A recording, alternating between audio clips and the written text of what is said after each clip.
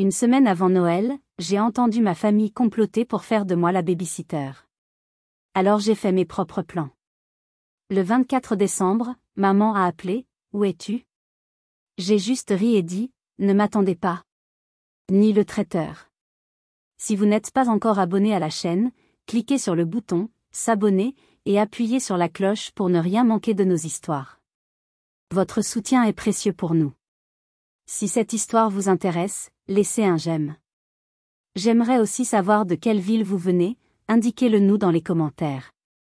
C'est parti. Bonjour, et bienvenue. Je m'appelle Adélie.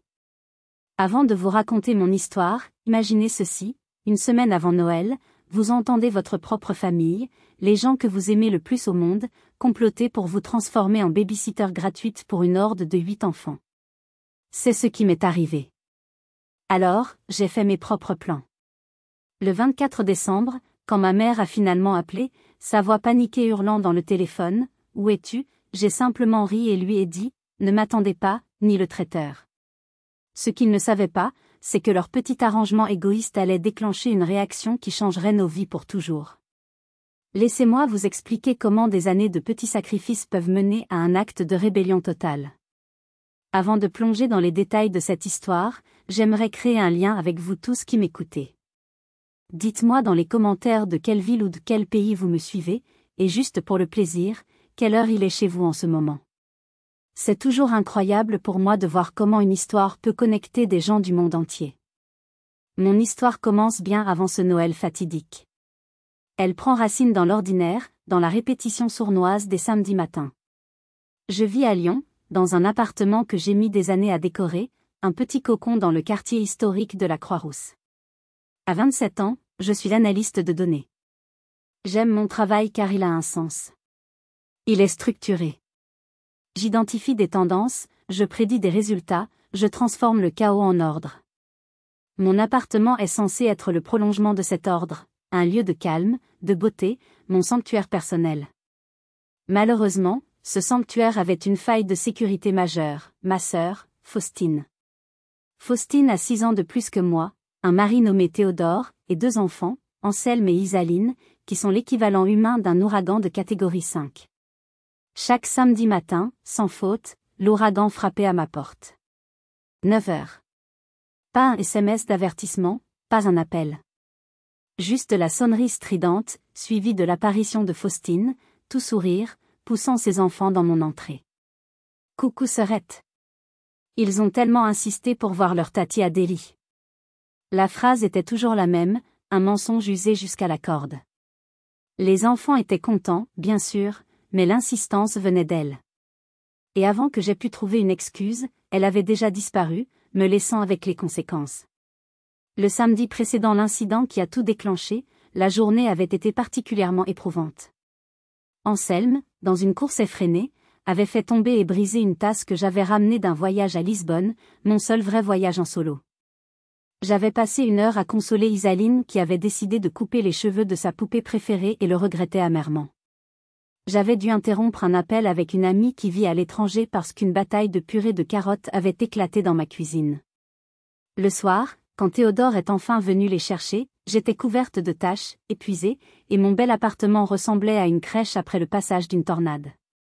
J'ai passé 2 heures à nettoyer, à ramasser des miettes de gâteaux incrustés dans mon tapis, à essayer de sauver ce qui restait de ma vaisselle. C'est ce soir-là, en descendant les poubelles, que j'ai croisé Madame Geneviève Allard. Elle m'a regardée, non pas avec pitié, mais avec une profonde compréhension. « Ma petite Adélie » m'a-t-elle dit en posant sa main ridée sur mon bras. « Laissez-moi vous raconter une petite chose. J'avais une cousine, autrefois. La plus gentille femme du monde. Elle disait oui à tout, pour ne blesser personne. À la fin de sa vie, elle était la personne la plus seule que je connaisse, car tout le monde l'avait tellement utilisée qu'il ne restait plus rien d'elle à aimer, seulement un service à réclamer. Elle m'a tapoté le bras. Ne soyez pas cette cousine. La gentillesse doit avoir des murs pour protéger le trésor qu'elle renferme. Ces mots m'ont frappé. Un trésor. Mon temps, mon énergie, ma paix intérieure, c'était mon trésor. Et je le laissais piller chaque semaine. Je suis remontée chez moi, et pour la première fois, j'ai ressenti plus que de la fatigue. J'ai ressenti une colère froide. Une colère contre Faustine, contre mes parents qui la laissaient faire, et surtout, une colère contre moi-même. Contre la fille qui n'osait pas dire non. Combien de tasses brisées, de week-ends perdus et de projets personnels reportés faudrait-il avant que je comprenne la leçon? La conversation avec Madame Allard a agi comme un réveil brutal. J'ai passé la semaine suivante à ressasser ses paroles. La gentillesse sans mur? C'était exactement ça.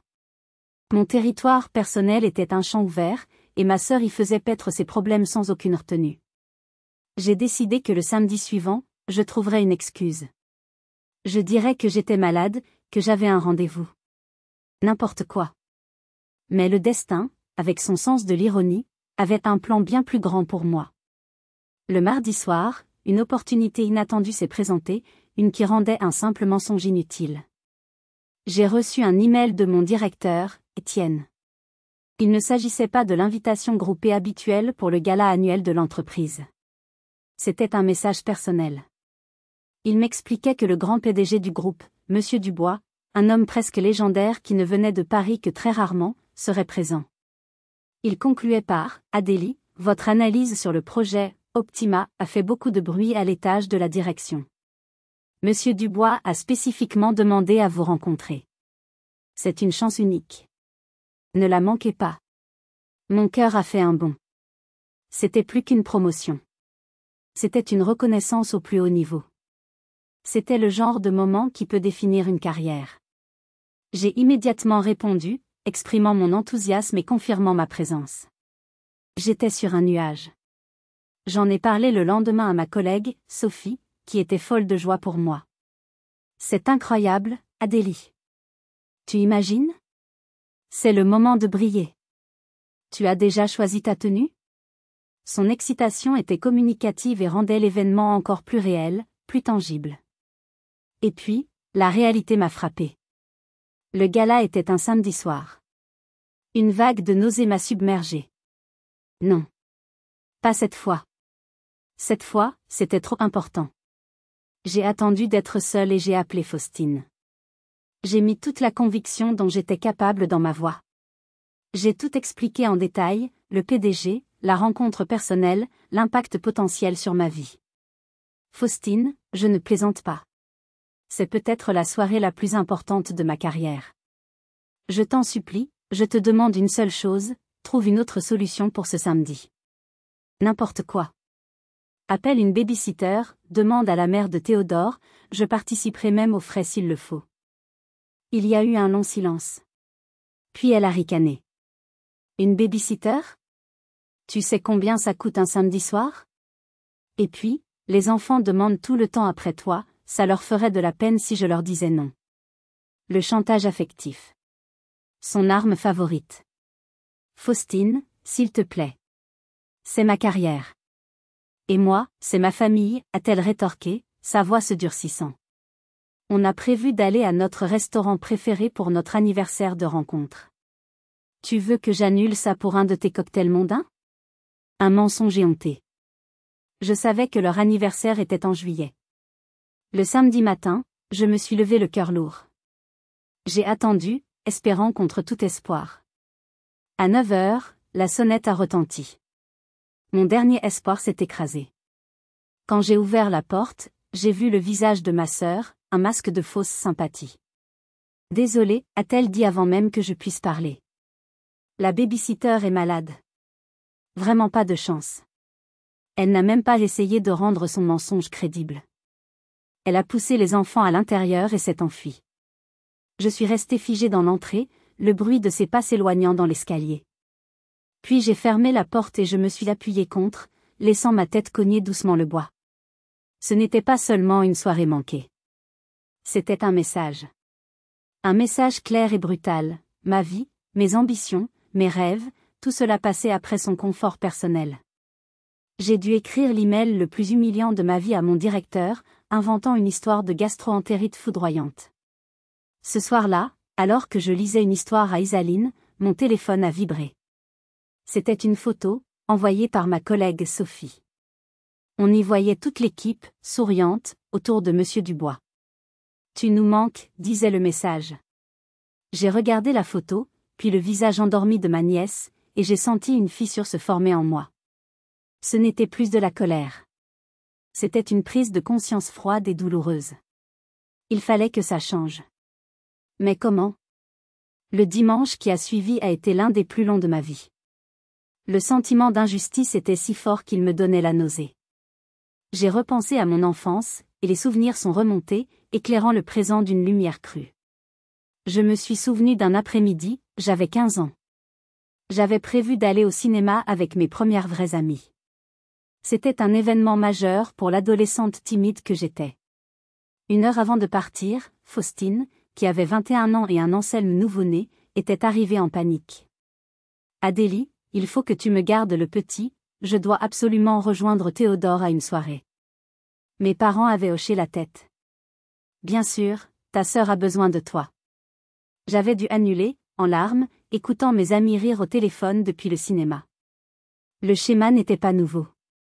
Il était ancien, profondément ancré dans le sol de notre histoire familiale. Cette fois, je ne pleurerai pas. J'agirai. La confrontation directe avec Faustine étant une impasse, j'ai opté pour la voie diplomatique. J'allais en appeler à la plus haute cour de justice que je connaissais, le dîner dominical chez mes parents. J'y suis allée armée, non pas de colère, mais de faits. J'avais préparé mes arguments, une liste mentale de sacrifices, de frustrations, avec en point d'orgue la soirée de gala manquée. L'atmosphère dans le pavillon de Villeurbanne était comme toujours. Confortable, prévisible. L'odeur du poulet rôti du dimanche flottait dans l'air. Nous avons mangé en parlant de la pluie et du beau temps. J'attendais mon heure. C'est au moment du café, quand mon père, Géraud, a déplié son journal et que ma mère, Bérénice, a allumé une cigarette, que je me suis lancée.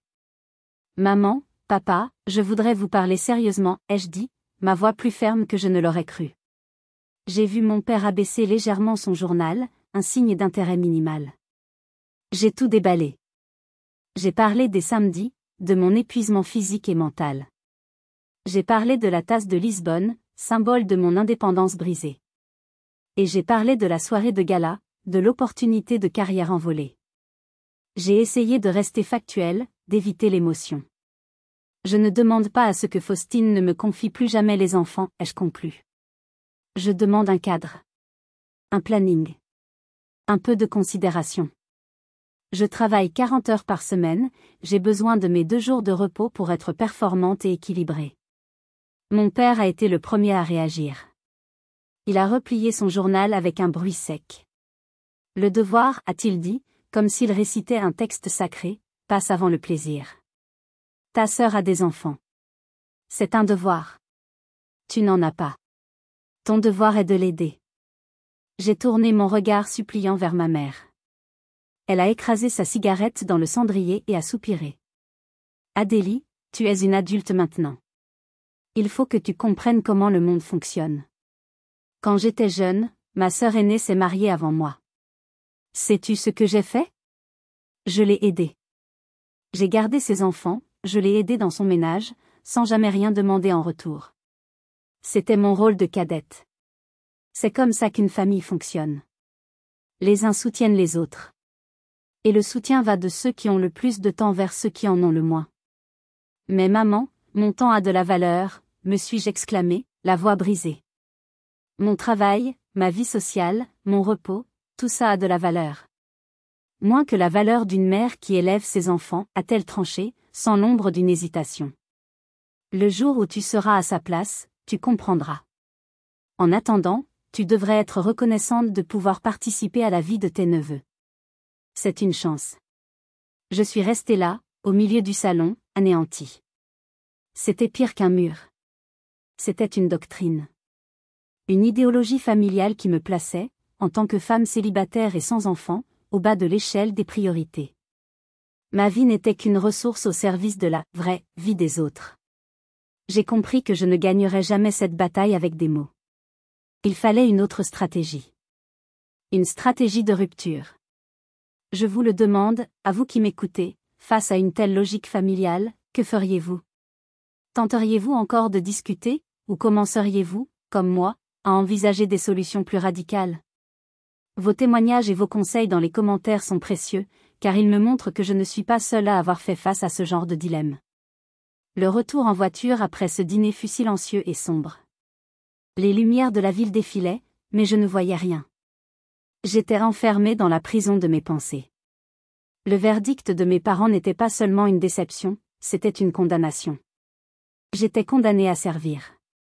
J'ai donc adopté la stratégie du prisonnier, l'obéissance en surface, la rébellion en secret.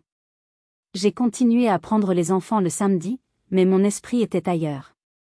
Il était en train de construire des murs, de fortifier mon territoire intérieur en prévision de la prochaine attaque. Et l'attaque est venue, non pas sous la forme d'une confrontation, mais sous celle d'un cadeau empoisonné. 3 semaines avant Noël, le téléphone a sonné. C'était ma mère, sa voix débordante d'une fausse gaieté qui a immédiatement déclenché mes systèmes d'alarme. « Adélie, ma chérie.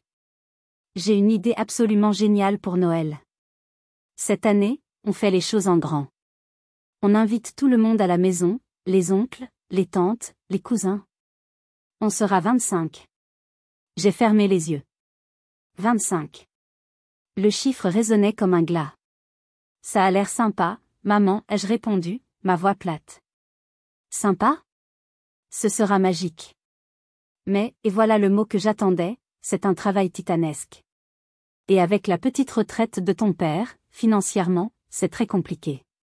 J'étais en train de me dire. J'ai décidé de ne pas la laisser dérouler son scénario habituel. Et si chacun apportait un plat, ai-je suggéré. Ce serait plus convivial et ça te soulagerait. Oh, non, s'est-elle exclamée, comme si j'avais proposé quelque chose d'horrible. C'est tellement peu élégant. Et puis, tu connais ta tante Sidonie, sa cuisine est trop salée. Non, non, il faut que ce soit parfait. Alors on pourrait faire quelque chose de plus simple, ai-je insisté. Un buffet froid, une raclette géante. Une raclette? Pour le réveillon de Noël? Adélie, un peu de tenue. C'est la seule fois de l'année où toute la famille est réunie, je veux que ce soit mémorable. Elle a abattu toutes mes suggestions les unes après les autres. Elle ne voulait pas de solution. Elle voulait que j'adopte la sienne. C'est là que j'ai pensé à toi, a-t-elle repris, sa voix redevenant douce et mielleuse. Avec ta situation, ton merveilleux travail, tu pourrais être notre sauveuse. Tu pourrais commander un traiteur. Un traiteur de luxe. Imagine, Adélie. Un repas magnifique, sans que personne n'ait à s'épuiser. Ce serait ton cadeau de Noël pour toute la famille. Le plus beau des cadeaux. Je suis restée silencieuse. C'était si habile. Elle m'avait coincée. Refuser, c'était refuser le bonheur de la famille. Accepter, c'était me ruiner pour un événement où je savais déjà que je ne serais qu'une simple spectatrice. Je ne sais pas, maman, c'est une somme énorme. Mais l'amour n'a pas de prix, ma chérie, a-t-elle murmuré, la phrase la plus manipulatrice de son répertoire. Pense au visage de tes neveux, à la joie de tes grands-parents. Ce soir-là, je suis restée des heures devant mon ordinateur, la page du traiteur le plus cher de Lyon ouverte. J'avais ma carte de crédit à la main. Mon cerveau d'analyste de données criait au scandale. C'était un investissement sans aucun retour, un pari perdu d'avance. Mais la petite fille en moi, celle qui voulait si désespérément être la bonne fille, la sauveuse, a fini par l'emporter. Dans un état second, j'ai tapé les chiffres de ma carte. J'ai cliqué sur « Valider ». L'acompte de près de 1 200 € a été débité instantanément. J'ai ressenti une douleur physique, comme si on venait de m'arracher quelque chose. J'avais cédé. J'avais acheté mon billet pour le grand spectacle de Noël de ma famille. Mais je ne savais pas encore que le rôle qu'il m'avait réservé était bien plus sinistre que celui de simple spectatrice. Qu'est-ce qui peut pousser quelqu'un à accepter l'inacceptable au nom de la famille? Après avoir validé ce paiement exorbitant, une sorte de torpeur m'a envahi. J'ai mis cet incident dans une case de mon cerveau et j'ai fermé la porte à double tour. Je me suis jetée à corps perdu dans mon travail, alignant les heures supplémentaires. C'était ma façon de fuir, de ne pas penser à ce Noël qui approchait comme un nuage noir. Une semaine avant le réveillon, le nuage a éclaté. J'étais en pleine présentation d'un bilan trimestriel à ma direction quand mon téléphone professionnel, posé sur la table, a vibré. C'était le traiteur. Je me suis excusée, prétextant un appel urgent, et je suis sortie. La voix à l'autre bout du fil était polie, professionnelle. Madame Adélie, bonjour. Je vous appelle pour une petite modification de menu. Notre fournisseur de gigots d'agneau a un souci de livraison. Pour ne pas vous pénaliser, nous vous proposons de le remplacer par une pièce de veau en croûte de qualité supérieure, sans frais supplémentaires. Cela vous convient-il ? Une décision simple, en apparence. Mais je ne voulais pas prendre le risque qu'on me reproche un mauvais choix de plat. C'est très aimable à vous. Je dois juste en parler à ma mère. Je vous confirme ça très rapidement, ai-je dit. J'ai raccroché et j'ai immédiatement appelé ma mère. Messagerie. J'ai laissé un message. J'ai appelé mon père. Messagerie. Faustine. Messagerie. J'ai envoyé des SMS à tout le monde. Aucune réponse. C'était comme si ma famille avait été aspirée dans un trou noir. L'agacement a commencé à monter. Comment pouvaient-ils être tous injoignables en même temps ? La journée de travail s'est terminée sans que j'aie de nouvelles. En rentrant, une boule d'angoisse dans le ventre, j'ai décidé de faire un détour par Villeurbanne. Il fallait que je règle cette histoire de veau. En arrivant devant le pavillon, j'ai été surprise de voir la maison silencieuse, les volets presque tous fermés. J'ai utilisé ma clé, je suis entrée. La seule lumière venait du salon, accompagnée du son étouffé de la télévision. J'ai avancé dans le couloir, et c'est là que je l'ai entendue. La voix de ma mère, basse, presque chuchotante, mais vibrante d'une excitation complice. Elle était au téléphone. Je me suis arrêtée, le cœur battant. Quelque chose dans son intonation m'a alertée. Ce n'était pas une conversation anodine. J'ai tendu l'oreille. Non, non, Sidonie, c'est encore mieux que ce que je pensais, disait-elle à ma tante. Adélie a tout gobé. Le traiteur, tout. Elle n'a même pas discuté le prix. Un frisson m'a parcouru l'échine. Mais attends, ce n'est pas tout, a-t-elle continué, et j'ai entendu un petit rire étouffé. On a trouvé la solution parfaite pour les enfants. Tu te souviens que Faustine se plaignait de devoir gérer les siens, et que Maxence ne voulait pas venir parce qu'il ne savait pas quoi faire de ces 3 monstres ? Eh bien, plus de problèmes. On va transformer la salle de jeu à l'étage en nurserie géante. Et qui va s'en occuper ? Notre chère Adélie, bien sûr. Son rire est devenu plus franc. C'est génial, non ? Les 8 marmots en haut, avec leur baby-sitter personnel, et nous, les adultes, en bas, à siroter du champagne en paix. Elle a l'habitude, de toute façon. Et franchement, vu ce qu'elle nous coûte en nourriture, elle peut bien se rendre utile autrement. C'est un juste retour des choses. Le monde s'est arrêté de tourner. Le son de la télévision, le tic-tac de l'horloge, tout a disparu. Il ne restait que ce rire. Le rire de ma mère, se vantant d'avoir trompé sa propre fille. Ce n'était pas une simple demande de service. C'était un complot. Une trahison calculée, préméditée. J'étais le dindon de la farce la plus cruelle qui soit. La douleur était si intense, si physique, que j'ai dû m'appuyer contre le mur pour ne pas tomber. J'ai fait demi-tour, mes pieds se déplaçant d'eux-mêmes, comme dans un cauchemar. Je suis sortie, j'ai refermé la porte sans un bruit. Je me suis assise dans ma voiture, incapable de démarrer. Les larmes ne venaient pas. Il n'y avait plus de place pour la tristesse. Seulement pour une immense, une infinie, une glaciale lucidité. Je venais de voir le vrai visage de ma famille. Et il était monstrueux. Le scénario était écrit. Mais ils avaient fait une erreur. Ils m'avaient laissé lire les dernières pages. Et j'avais bien l'intention de réécrire la fin. La lucidité qui m'a frappée dans la voiture était terrifiante. C'était comme si un voile s'était déchiré, révélant la structure moche et tordue de la réalité. J'ai conduit jusqu'à chez moi en pilote automatique, mon esprit tournant à 1000 à l'heure. La douleur de la trahison était toujours là, une braise ardente dans ma poitrine, mais elle était maintenant recouverte par une couche de glace. La colère. Une colère froide, précise, analytique. Une fois la porte de mon appartement refermée, j'ai agi. Fini les atermoiements. Fini les doutes. J'étais une machine. Mon premier geste a été de m'asseoir à mon bureau et d'allumer mon ordinateur. J'ai ouvert un tableur, mon outil de travail, mon refuge. J'ai créé un nouveau fichier que j'ai nommé « Projet Libération ». Sur la première ligne, j'ai écrit « Objectif, reprendre le contrôle ». Échéance, 24 décembre. Puis j'ai pris mon téléphone. J'ai respiré profondément. Mon doigt a glissé sur l'écran, jusqu'au numéro du traiteur. La voix de l'homme était toujours aussi courtoise. Bonsoir, Adélie à l'appareil. Je vous rappelle au sujet de la commande pour le réveillon. Ah, oui, madame. Alors, pour le veau en croûte, c'est validé? Non, ai-je dit, ma voix calme, presque méconnaissable. En fait, il y a eu un changement de programme radical. Je suis au regret de devoir annuler l'intégralité de la prestation.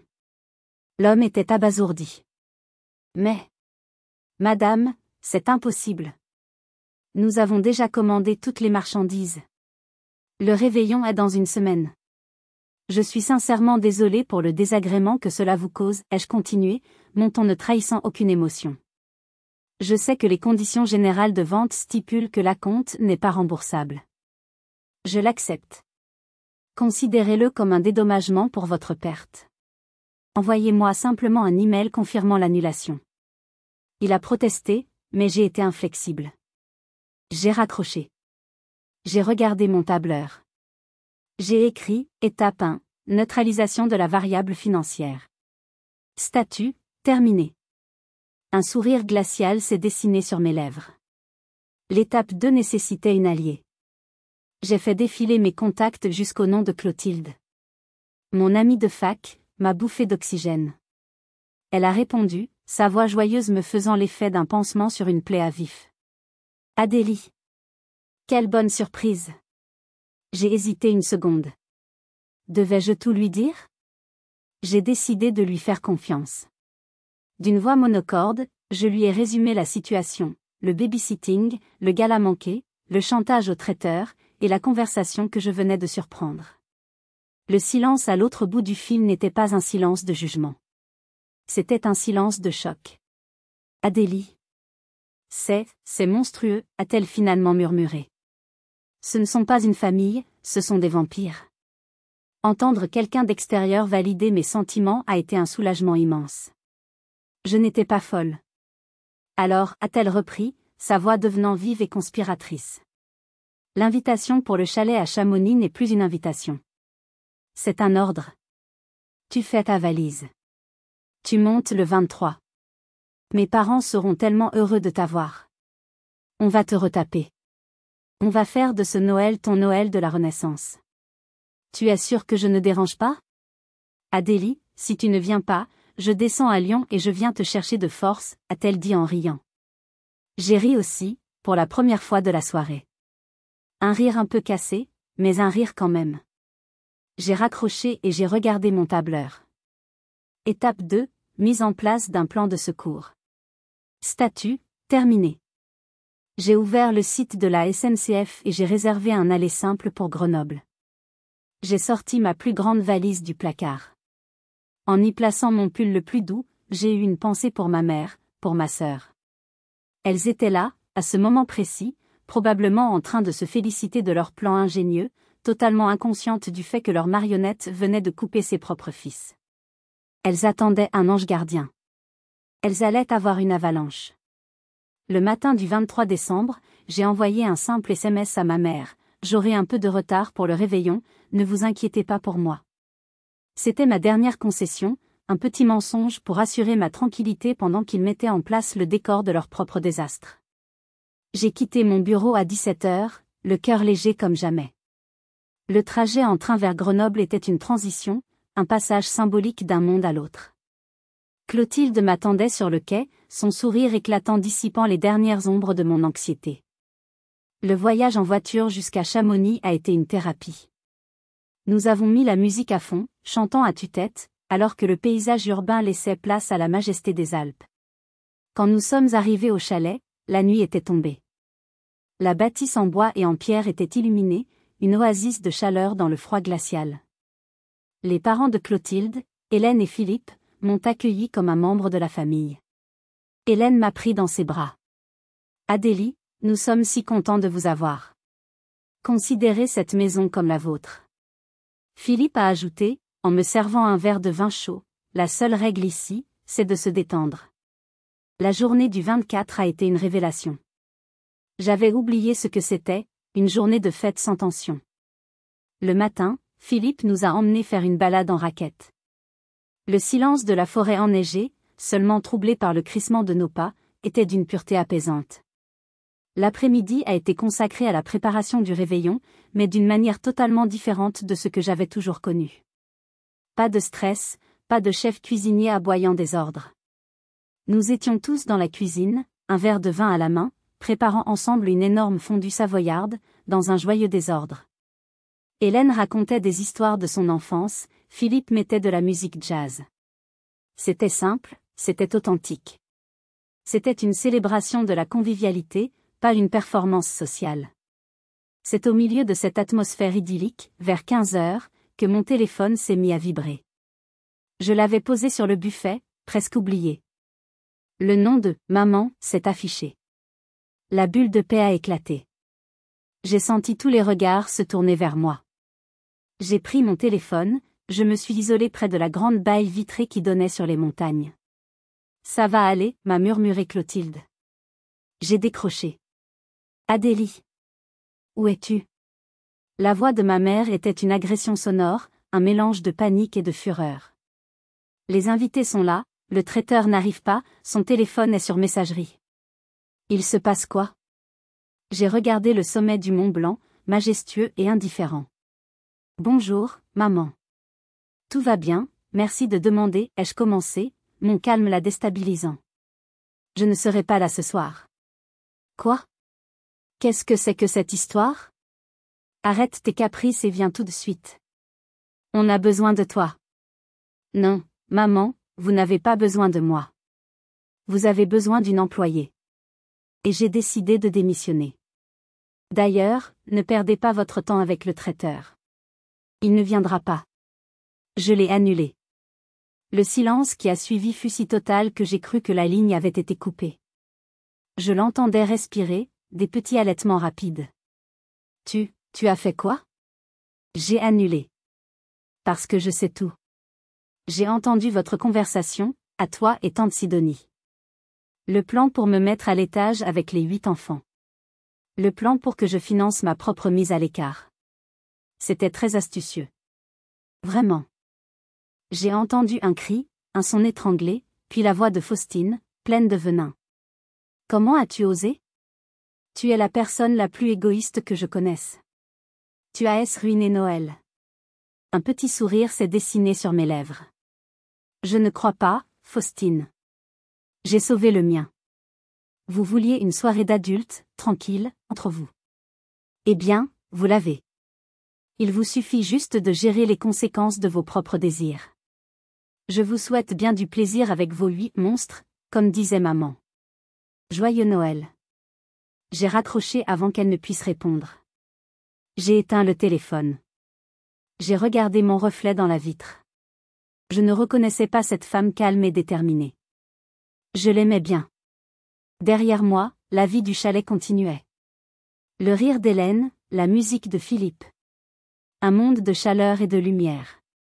De l'autre côté des montagnes, dans un pavillon de banlieue, je savais qu'un autre monde, un monde de chaos et de mensonges, était en train de s'effondrer. Et c'était délicieux. L'acte de raccrocher et d'éteindre mon téléphone a été comme le déclic d'un interrupteur. La lumière s'est faite. La soirée du 24 et la journée du 25 décembre ont été les plus paisibles de ma vie d'adulte. Libérée du poids de leurs attentes, j'ai pu être pleinement présente. J'ai discuté pendant des heures avec Philippe de sa passion pour l'astronomie. J'ai aidé Hélène à préparer sa fameuse bûche de Noël, et elle m'a transmis sa recette comme elle l'aurait fait avec sa propre fille. Nous avons joué au Trivial Pursuit, et j'ai ri aux larmes en voyant Clotilde mimer un ornithorynque. J'ai compris que la famille n'était pas nécessairement une question de sang, mais une question de cœur, de respect et de joie partagée. Le matin du 26, alors que nous prenions un dernier petit déjeuner tous ensemble, une douce mélancolie flottait dans l'air. Il était bientôt temps de partir. Avant de quitter ce havre de paix, j'ai décidé qu'il était temps d'affronter la réalité numérique que j'avais laissée en suspens. J'ai rallumé mon téléphone. L'appareil a protesté, vibrant et sonnant sans interruption pendant de longues minutes sous le regard amusé de Clotilde. Quand il s'est enfin calmé, l'écran affichait un bilan de guerre, 43 appels en absence. 27 messages. J'ai commencé la lecture, non plus avec angoisse, mais avec la distance d'une chercheuse examinant des données brutes. Les messages de ma mère, Bérénice, étaient un cours magistral sur l'escalade de la manipulation. Ça commençait par l'ordre paniqué, rappelle-moi, puis la culpabilisation, tu as ruiné le Noël de tes neveux, la victimisation, tu nous as humiliés devant toute la famille, pour finir par la condamnation finale, j'ai honte de toi. Tu n'es plus ma fille. Ceux de Faustine étaient un torrent de rage et d'apitoiement. Elle décrivait avec force détail la course folle chez l'épicier pour trouver de quoi nourrir la meute affamée. Les pizzas surgelées. La honte devant sa belle-mère. Les pleurs d'Anselme. Chaque message se terminait par une variation de « c'est de ta faute ». Il y avait aussi des messages des autres. Un de mon oncle Armand, Adélie, je ne sais pas ce qui s'est passé, mais ta mère est inconsolable. Ce n'est pas bien de faire ça à ses parents. Et un de mon cousin Maxence, salut, soirée un peu chaotique hier. Mes gamins sont rentrés épuisés. Dommage pour le traiteur. Même leur déception était formulée comme un reproche à mon égard. Mais le message le plus important, le plus révélateur, était celui de mon père, Géraud. Un seul message, envoyé tard dans la nuit. Nous n'avons pas eu une minute de paix. Les enfants ont tout saccagé. C'était ton devoir de t'en occuper. Tu as manqué à tes obligations. Ces mots, devoir, obligation, ont tout éclairci. Dans leur esprit, je n'étais pas une personne. J'étais une fonction. La fonction, fille célibataire corvéable. Et j'avais commis le crime ultime, j'avais déserté mon poste. J'ai pris mon ordinateur portable et j'ai ouvert un nouveau tableur. J'ai créé plusieurs colonnes, expéditeur, heure, type de manipulation. J'ai commencé à analyser les messages, comme n'importe quel autre jeu de données. Bérénice, 21h, culpabilisation, victimisation. Faustine, 22h15, culpabilisation, blâme. Géraud, 1h30, appel au devoir. En regardant mon tableau, la vérité était là, en noir et blanc, implacable. Pas un seul message ne demandait si j'allais bien. Pas un seul ne s'interrogeait sur les raisons de mon geste. L'analyse était simple, j'étais face à un système narcissique où seuls leurs besoins importaient. Et en regardant ce tableau, ce résumé clinique de ma relation familiale, j'ai commencé à rire. Un rire profond, libérateur. Un rire qui venait de la compréhension totale de la situation. Ce n'était pas moi le problème. Ça ne l'avait jamais été. Le problème, c'était le système. Et on ne répare pas un système corrompu de l'intérieur. On le quitte. La confrontation directe à Lyon serait la dernière étape. Mon préavis de démission. Si vous êtes arrivé jusqu'ici, laissez un commentaire pour nous dire ce que vous auriez fait à la place d'OP. Vous pouvez aussi écrire simplement le chiffre 1 pour montrer que vous suivez encore. Et dites-nous, vous regardez cette histoire depuis quelle région ou quel pays? Le retour à Lyon s'est fait avec une sérénité que je ne me connaissais pas. Chamonix m'avait rechargé, non seulement en air pur, mais aussi en confiance. Je savais ce que j'avais à faire. Je n'avais plus peur. Je n'ai pas eu à provoquer la confrontation. Elle est venue à moi. Le lendemain matin de mon retour, le 29, mon interphone a sonné. C'était eux. Je les ai fait monter. Je les attendais. Ils sont entrés dans mon appartement, pas comme des invités, mais comme des inspecteurs sur une scène de crime. Mon père, Géraud, en tête, le visage fermé. Ma mère, Bérénice, les yeux rougis, jouant le rôle de la martyre. Et Faustine, vibrant d'une colère mal contenue. Ils sont restés debout au milieu de mon salon. J'ai fermé la porte et je me suis adossé contre, croisant les bras. Alors, ai-je dit calmement. Je suppose que vous voulez des explications. Des explications, a explosé ma mère. C'est le mot le plus faible que j'ai jamais entendu. Ce que tu as fait, Adélie, c'est une déclaration de guerre. Tu as saboté le seul moment de l'année où nous sommes tous réunis. Tu as humilié ton père et moi devant nos frères et sœurs. J'ai passé le pire Noël de ma vie, a enchaîné Faustine, sa voix aiguë. J'ai dû gérer 8 enfants déchaînés pendant que ma belle-mère me regardait avec pitié. Tu sais ce qu'elle m'a dit ce matin? Ma pauvre Faustine, vous devriez peut-être engager une aide. Une aide? C'est ce que tu étais censé être. J'ai encaissé leurs paroles sans ciller.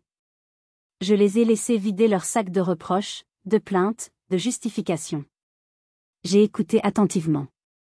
Et j'ai noté l'absence totale de remise en question. Le problème, ce n'était pas leur plan.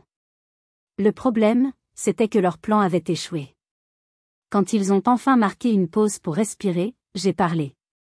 Ma voix était basse, mais elle portait dans tout l'appartement. J'ai entendu tout ce que vous aviez à dire. Maintenant, vous allez m'écouter. Le silence s'est fait, surpris par mon ton. Vous parlez d'humiliation, de soirée gâchée. Laissez-moi vous parler de mon humiliation. L'humiliation d'entendre ma propre mère se vanter d'avoir piégé sa fille. L'humiliation d'être réduite à un portefeuille et une paire de bras gratuits. Vous parlez de chaos. Laissez-moi vous parler de mes samedis. Chaque samedi de ces dernières années. C'était votre chaos, que vous m'imposiez dans mon propre espace, sans jamais demander mon avis. Tu n'es pas marié, tu n'as pas d'enfant. A commencé mon père. Stop, ai-je crié, et le mot a résonné contre les murs. Arrêtez avec cet argument. Ma vie n'est pas une version, en attente, de la vôtre. Ma vie est complète, maintenant. Mon travail a de la valeur. Mon temps a de la valeur. Mon repos a de la valeur. Et vous avez piétiné tout ça pendant des années. Faustine a tenté une dernière approche, celle de la pitié. Mais c'est dur pour moi, Adélie. Tu ne peux pas comprendre. Je comprends que ce soit dur, Faustine, l'ai-je interrompu doucement. Mais tes difficultés ne te donnent pas le droit de faire de ma vie un enfer. La solution à tes problèmes ne peut pas être ma servitude. Jamais. C'est là que ma mère a prononcé les mots fatidiques. Si c'est vraiment ce que tu penses de nous. Si tu nous vois comme des monstres, alors peut-être que tu n'as plus rien à faire dans cette famille. C'était son ultimatum, sa bombe atomique. Elle s'attendait à ce que je recule, que je m'excuse. J'ai eu un petit sourire triste. Peut-être que tu as raison, maman. Si être dans la famille signifie être utilisé, manipulé et dévalorisé, alors non, je n'ai plus rien à y faire. Leurs visages se sont décomposés. Ils avaient joué leur dernière carte, et elle n'avait eu aucun effet. Ils n'avaient plus de pouvoir sur moi. Ils se sont regardés, perdus. Puis, sans un mot de plus, ils ont fait demi-tour et sont partis. En entendant la porte se fermer, je n'ai pas ressenti de tristesse. Je n'ai pas ressenti de joie. J'ai ressenti le calme. Le calme profond et absolu de la fin d'une longue guerre. J'étais seule. Et pour la première fois, la solitude était synonyme de paix. Après leur départ, l'appartement semblait immense. Le silence qu'ils ont laissé derrière eux n'était pas un vide, mais une possibilité. C'était la toile vierge de ma nouvelle vie. Ma première action, symbolique, a été d'ouvrir toutes les fenêtres, malgré le froid de décembre. J'avais besoin de faire entrer de l'air frais, de chasser les dernières traces de leur toxicité. Puis, j'ai fait ce que j'aurais dû faire depuis si longtemps. J'ai pris mon téléphone, un par un, j'ai bloqué leurs numéros. Ma mère. Mon père. Faustine. Chaque clic était un pas de plus vers ma liberté. Ce n'était pas un acte de haine. C'était un acte de préservation. Je construisais enfin les murs dont Madame Allard m'avait parlé, non pas pour enfermer les autres dehors, mais pour protéger ce qu'il y avait de précieux à l'intérieur. Les 2 mois qui ont suivi ont été une période de réapprentissage. J'ai réappris à vivre le week-end. Le premier samedi matin, je me suis réveillée en sursaut à 9 heures, le cœur battant, m'attendant à entendre la sonnette. Mais il n'y a eu que le silence, et le chant des oiseaux. Je me suis fait un café, je l'ai bu très lentement, en lisant un livre. C'était d'un luxe inouï. J'ai exploré mon propre quartier, découvert des petites boutiques, des parcs dont j'ignorais l'existence. Ma ville, que je ne faisais que traverser, est redevenue un lieu de vie. J'ai repris contact avec des amis que j'avais négligés. J'ai organisé des dîners, je suis allé au cinéma, j'ai rejoint un club de randonnée. J'ai rempli ma vie avec des gens qui me choisissaient pour ma compagnie, pas pour ma commodité. Et c'est dans ce club de randonnée que j'ai rencontré quelqu'un. Un homme calme, à l'écoute, dont le regard pétille quand je parle de mon travail. Un jour, je lui ai raconté cette histoire. Il a écouté attentivement, sans m'interrompre. Quand j'ai eu fini, il a pris ma main et a simplement dit « Ce que tu as fait demande une force incroyable. Tu as choisi de te respecter. C'est la plus belle chose qu'une personne puisse faire. » Ces mots simples ont guéri des blessures que j'ignorais encore porter. Il y a quelques jours, j'ai croisé Madame Allard dans le hall. Elle m'a souri. « Ah, Adélie. La lumière est revenue dans vos yeux. Vous brillez. » J'ai compris ce qu'elle voulait dire. La lumière n'était pas revenue. C'est moi qui avais enfin enlevé tout ce qui l'empêchait de briller. Je ne sais pas si je reverrai un jour ma famille. Peut-être. Mais je sais que cela ne se fera que s'ils sont prêts à avoir une conversation honnête. Une conversation sur le respect, la valeur et l'amour inconditionnel. En attendant, je ne vis pas dans l'attente ou le regret. J'ai perdu la famille que je croyais avoir, mais dans ce processus, j'ai trouvé la personne que j'étais vraiment. Et c'est un échange que je referai sans hésiter. Mon histoire, avec ses détails spécifiques, est la mienne. Mais je sais que les sentiments qui la sous-tendent, le sentiment d'être invisible, la lutte pour poser des limites, la douleur de ne pas être vu pour qui l'on est sont universels. Si vous vous êtes reconnu dans une partie de mon parcours, si vous avez mené vos propres batailles pour votre indépendance émotionnelle, partagez votre histoire dans les commentaires. Savoir que nous sommes une communauté de personnes courageuses qui choisissent de se respecter est une force immense. Merci de m'avoir accompagné jusqu'au bout de ce chemin. Si cette histoire a résonné en vous, un j'aime est une belle façon de le montrer, et en vous abonnant, vous rejoignez une communauté qui croit au pouvoir des histoires pour guérir et pour grandir. Prenez soin de vous, et n'oubliez jamais de protéger votre propre trésor.